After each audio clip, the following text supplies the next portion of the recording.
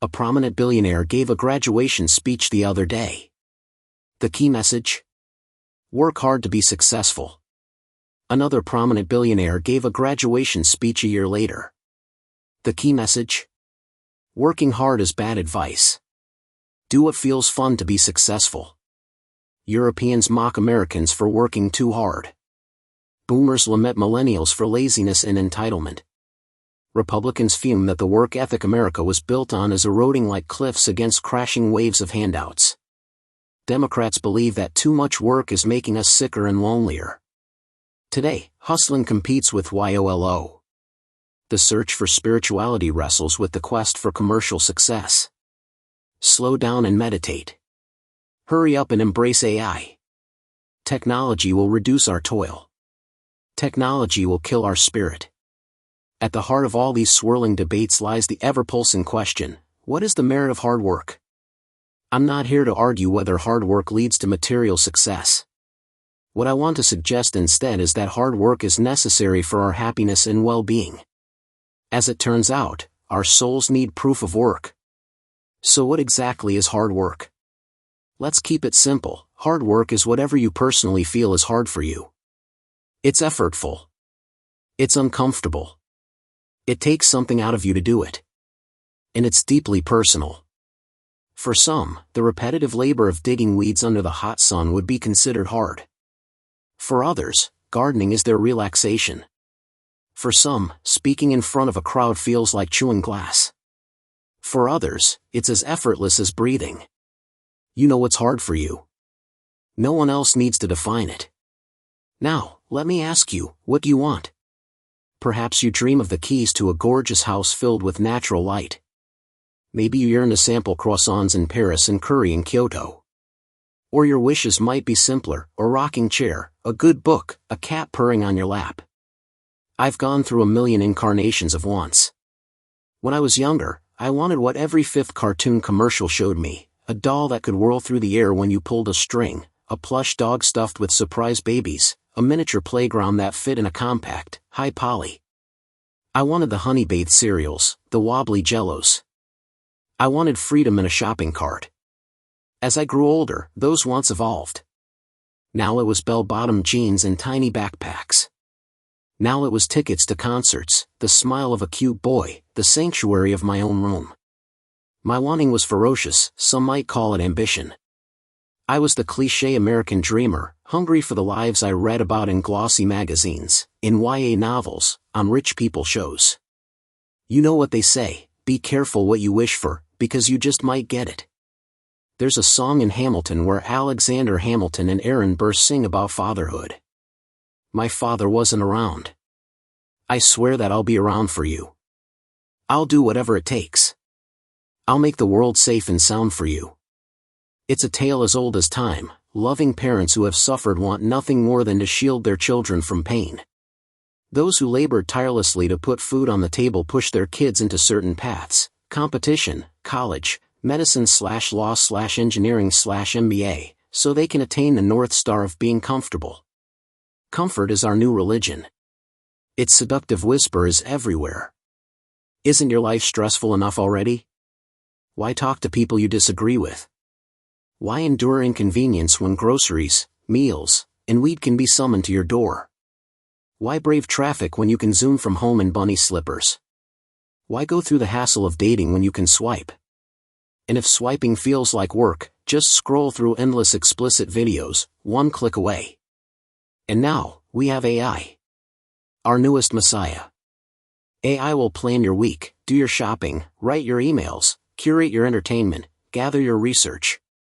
Soon, AI-driven robots will do the cleaning, the dishes, even the childcare. AI therapists will say exactly what you want to hear. AI movies will match your every taste. AI novels will hit your emotional sweet spots so precisely, disappointment will vanish from your vocabulary. Every new technology, every new service, every startup is a promise, we'll make life easier. We'll sweep away life's small annoyances. We'll remove friction, remove effort. Like a magician's sleight of hand, they dangle attractive people, catchy jingles, and instant solutions, beckoning you toward an endless buffet of fulfilled wants. In some ways, they're just echoing what devoted parents have said for generations: to be comfortable is to be happy. But maybe, just maybe, that's the greatest lie we tell ourselves. 5. Wanting has a mascot. Wanting has a mascot, and its name is dopamine, those tiny chemical messengers zipping through our brains, whispering promises of reward. When scientists first discovered dopamine's role in our minds, they called it the pleasure chemical. It was assumed that more dopamine meant more happiness. But that's only part of the truth. Dopamine isn't just about pleasure. It's about pursuit. It fuels our desire, not our satisfaction. It's the rush of anticipation before a reward, not the contentment that follows. Ordinarily, our brains maintain a balanced level of dopamine. But when something rewarding happens, like the sweet crunch of honeyed cereal or the rush of buying something new, dopamine spikes, lifting us into a momentary high. Life feels electric, euphoric. But the high doesn't last. Soon, dopamine levels fall back to baseline, leaving behind a quiet echo in the brain: wasn't that amazing? Do it again. And so we do. But here's the catch: each time, the spike is a little weaker. Economists call this diminishing marginal utility, why the first bite of dessert is always the best, and the 10th rarely measures up. Even worse, the brain starts to adapt. Repeated dopamine hits begin to rewire us, making natural pleasures feel less satisfying. We become desensitized. The same rewards no longer light us up like they used to. And so we chase bigger hits. Occasional dopamine surges aren't the issue. But when we constantly flood our system with stimulation, scrolling, shopping, snacking, our baseline shifts. We feel worse by default. Cravings grow. Satisfaction becomes elusive. This is the root of addiction, not just to drugs or gambling, but to anything that hijacks our reward system. We start needing more just to feel okay. Remember when 12 likes on your post felt incredible? Then one day, a photo goes viral, 10,000 likes. You're thrilled. But the next post? Only 300 likes. And suddenly, you're disappointed. Even though 12 used to thrill you. Dopamine doesn't whisper enough. It shouts, more. Better. Now. But playing this game means losing. The only way to win is to step out of the game entirely. 6. The trap of comfort. In Japan, often seen as a glimpse into the future, birth rates are plummeting. Family bonds are thinning. A rising phenomenon, hikikomori, describes people who withdraw completely from society, choosing to remain inside, alone. Surrounded by modern comforts, endless food deliveries, infinite content, instant gratification, they give up on real-world connections. And yet, they are 6 times more likely to suffer from mood disorders than the general population. This is the hidden danger of comfort: the easier and faster our desires are fulfilled, the more our brains adapt, and the less joy we feel. In short, comfort makes us miserable when it becomes the norm. 7. Why we love what we struggle for. Have you heard of the IKEA effect? In a study, people were willing to pay 63% more for furniture they assembled themselves, compared to identical pre-built items. The effort made them care more. We love what we work for. Comfort and convenience aren't bad, they free up our time. But how we spend that time matters. We need voluntary challenge, not shallow victories. Research shows that brief discomforts, like cold showers or ice baths, boost mood, reduce stress, and build resilience. Even intermittent fasting, the act of voluntarily delaying gratification, leads to greater emotional stability and resilience in those who practice it. Paradoxically, doing hard things makes us happier. Struggle strengthens us and deepens our appreciation for life. 8. The joy in becoming. After my first major success, I treated myself to everything I'd ever dreamed of. I flew to Paris and Tokyo. Ate the croissants and curries. Adopted a cat. Bought a home flooded with golden light. Each desire fulfilled gave me a dopamine hit. And each time, it faded. Sometimes lower than before. I became picky. I grumbled about my cat shedding. I claimed I couldn't think clearly in rooms with poor lighting. The more I got, the more I wanted.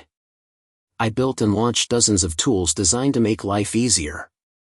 People loved them, for a week. Then the world moved on. Always hungry for the next thing. Eventually, I saw the pattern: nothing I acquired ever truly satisfied the wanting. Because no thing ever could. But there was something deeper. I found real, lasting satisfaction not in what I achieved, but in who I was becoming. The joy wasn't in the having. It was in the doing. The thrill of growing, of deepening my craft. Of learning, exploring, creating. Of becoming someone better, kinder, stronger. And that's when a new desire emerged. What if, instead of chasing easy rewards, we long for challenges that transform us? I want to be someone of warmth, depth, and courage. Maybe you want to run a marathon. Make someone laugh until they cry. Be a child superhero. Becoming that person takes effort. Real change demands strain, alertness, perseverance. The human brain is wonderfully adaptable, but growth only comes through discomfort. Don't grind for the money or applause. Those fade. Don't work just because someone told you to.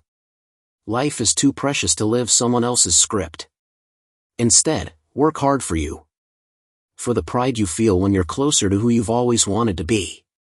Whether you're tending a garden, speaking your truth, or chasing love through life's thorns. Remember, our souls need proof of work to sing.